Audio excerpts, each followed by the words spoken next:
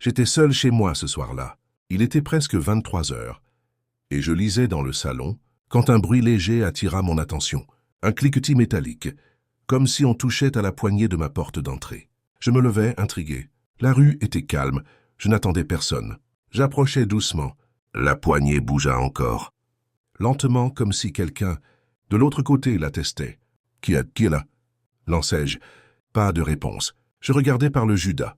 Le couloir était vide. Je retournai m'asseoir, mais quelques minutes plus tard, le bruit reprit. Cette fois, la poignée tourna plus franchement, faisant vibrer la porte. Je décidai de rester debout devant, téléphone à la main.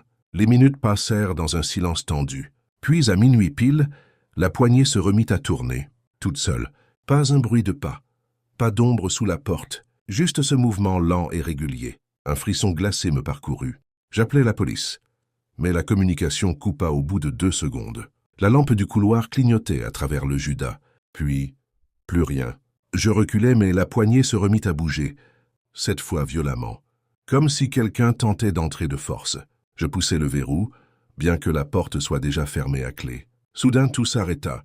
J'osai respirer à nouveau, mais derrière moi, dans le salon, une autre porte, celle du balcon, s'ouvrit dans un grincement.